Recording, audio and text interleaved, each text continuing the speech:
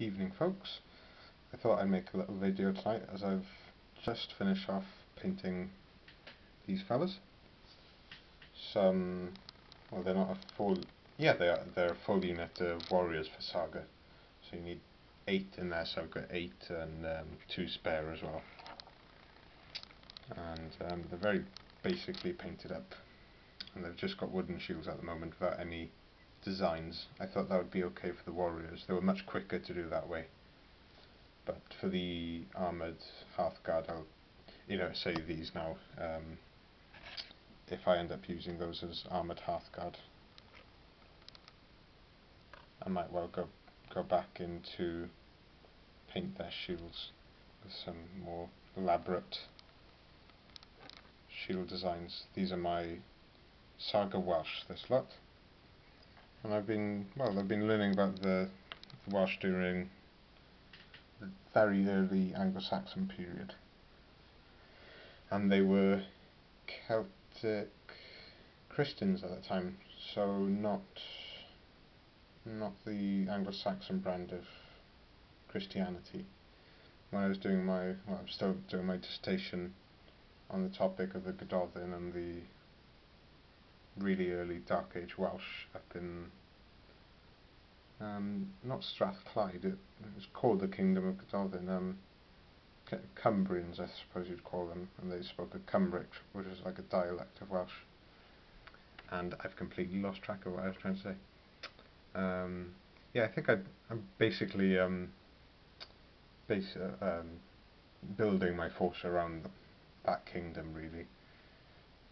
There's very little is known about them, so I've gone for quite a generic sort of Dark Age Welsh force. But yeah, I've really enjoyed the dissertation studying for it. It's been a really interesting topic. So yes, in terms of paint schemes and things, I've just gone for non-metallic colour again. I'm really happy with how non-metallic is coming up. It does benefit from some going back in. I'll show you maybe on this fella. So the dry brushing is working up from a black grey, and then adding in some white, or you can use a lighter grey. You're just working up through those. And as I said, it does benefit from going in with some of the light grey then in the end to, if you can see the crossbar of the helmet and things, that's just had like a direct highlight on there, just to touch some places up. And I tried to do it on sword edges and things. I'm not sure how well that comes out. The one thing I would have done on these, as they are all conversions from Warlord Games Britons, Ancient Britons, and the Celt box set, and I had some Gripping Beasts Anglo-Saxon helmets left, so you might notice some of these aren't. For example, I think this now, he's a conversion. They're all plastics, and I thought they'd make for a nice set of warriors, plastic warriors that I could just throw in a box and not have to worry about them chipping and things. Some of them are Ancient Britain heads that I've cut away some of the the more fancy bits of the helmet that they might not have had during the Dark Age period. It's not so much from studying as I'm just trying to keep it thematic, really.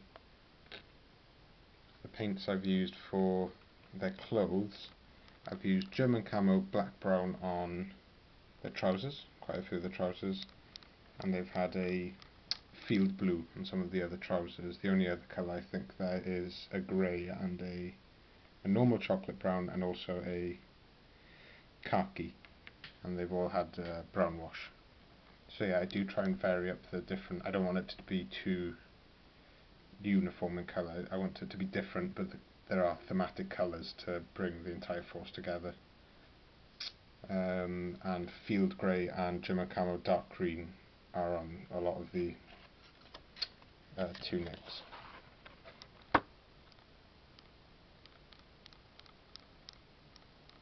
That's coming out okay. Anyway, enough on those. They're just a filler unit really, but I am happy with them. I've got more than enough Welsh now. I'm not sure what to do with the rest of them. I might paint them up, especially metals, and try and sell them on, because they'll fetch a pretty price, but make sure that I've got enough for myself, obviously, for and probably keep the character figures and the nicer stuff, but I don't need like dozens and dozens of the spearmen, because I'm already sorted really, especially with the plastics that I have.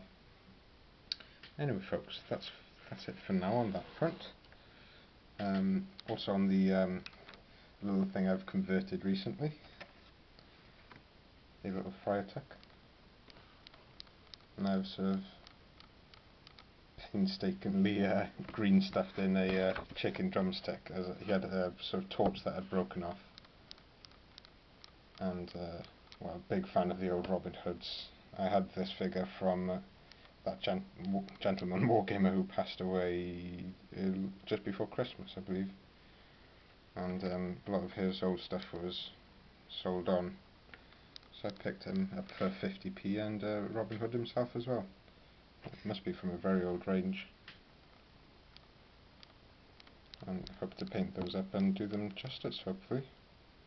Thought they might come in handy for some Lion Rampant nonsense. We did have a first game of Lion Rampant, it was good fun actually. The Saga tournament is a different beast entirely. I was telling Lee Hughes via email how much of a, well, it can be quite serious, you know, people take it very competitively, shall we say. So there's a lot of it's a different atmosphere to sort of casual games we normally have, which is not something I'm a fan of, I must be honest. And the last things I've got to show you folks are these four. I'm really happy with these. They're 4 casualty markers I've just finished for Lion Rampant, and that would be to indicate that the unit is battered. I think they're much prettier than just, I don't know, a gem or something, or a little piece of plastic. And they're based on some MDF pieces that I bought at Crusade Penarth this year. I bought a bag of scrap, £2, and they were just jam-packed with loads of MDF squares, rectangles, large circles for artillery bases and mortars and things for bolt action, or character bases for any of your leaders for any game really, skirmish war games.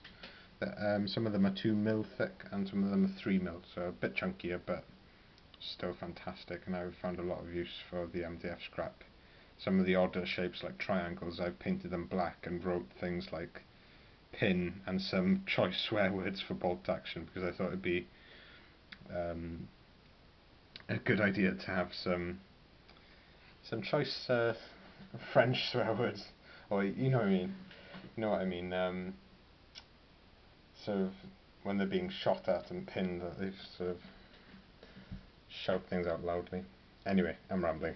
I'll show you a few of these before I finish the video. Particularly happy with these fellas.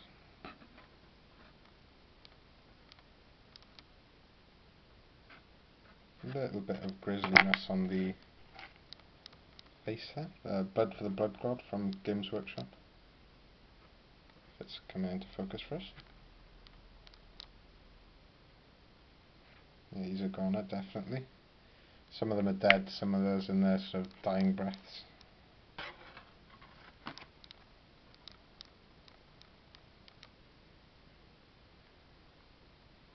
Hopefully the card is coming out a little better for you when it's focusing.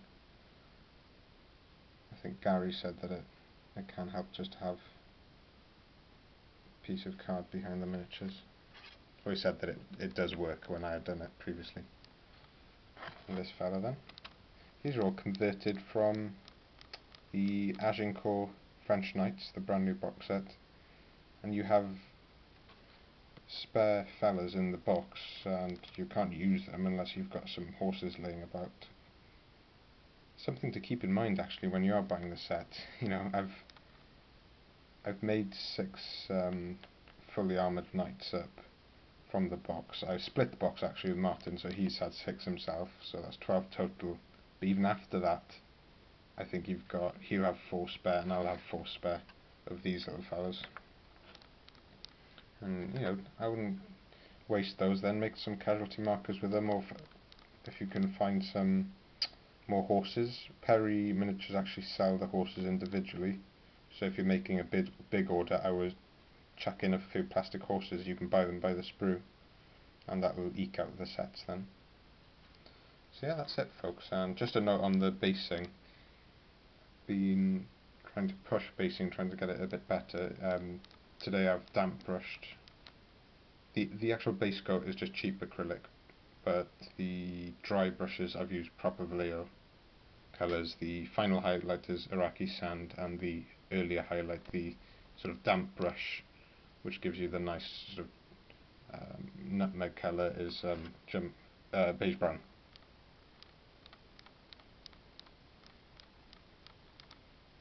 So yeah, a bit of a rambly video this evening, a couple of bits and pieces there.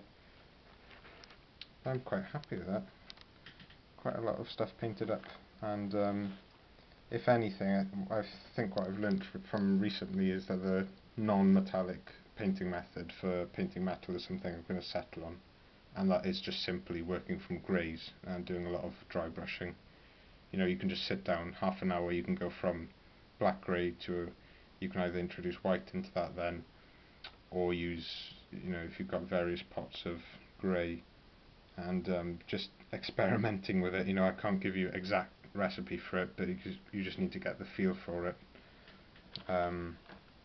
Like these now are just black grey straight to one lighter colour, which is more of a neutral grey, and that's it for painting metal. I haven't had to wait for the metal paint to dry, which I do usually have to do, and it takes an awful lot more time for me because I don't want to contaminate my normal paints and paintbrushes with metal paint.